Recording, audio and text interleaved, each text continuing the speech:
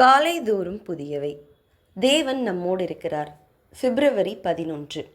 இதோ ஒரு கன்னிகை கர்ப்பவதியாகி ஒரு குமாரனை பெறுவாள். இம்மானுவேல் என்பதற்கு தேவன் நம்மோடு இருக்கிறார் என்று அர்த்தமாம். மத்தேயு 1:23. மனிதனை தனிமைப்படுத்தும் காரணிகள் 3. 1. ஆபத்துக்கள் நம்மை சூழும்போது. 2வது பாவம். 3வது மனிதனுடைய வாழ்வியல் சூழல்கள்.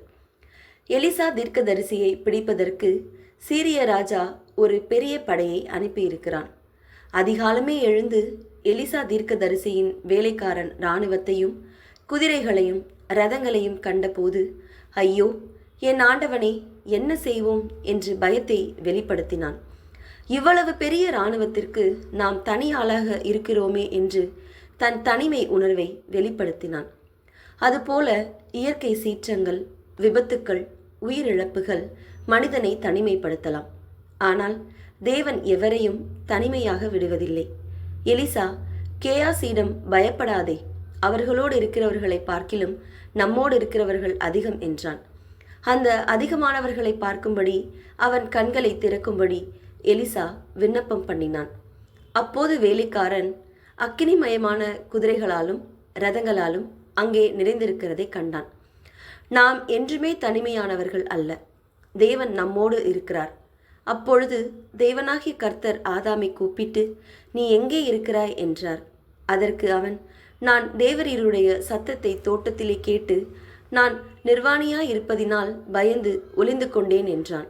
ஆதியாகமம் 3:9-10. பாவம் மனிதனை தனிமைப்படுத்திவிடும். வெட்கம், குற்ற உணர்வு, அவமானம் எவரையும் பார்க்க விரும்பாத சூழ்நிலை.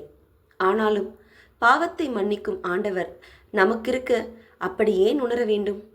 என் அக்கிரமங்களை எல்லாம் நீக்கிவிடும் என்று தாவீது கெஞ்சினது போல பாவங்களை தேவனிடம் அறிக்கையிட்டால் எப்போதுமே நாம் தனிமையில் இல்லை. 3வதாக சமூக சூழல்கள் மனிதனை தனிமைப்படுத்தும். சமூக ஏற்றத்தாழ்வுகள், பொருளாதார ஏற்றத்தாழ்வுகள், குடும்பத்தினர் எவருமே அருகில் இல்லாதது போல என்று எண்ணிக்கொண்டே போகலாம். ஆனால் சூழ்நிலைகளுக்கு அப்பாற்பட்டவர் தேவன். சூழ்நிலைகளுக்கெல்லாம் பெரியவர்.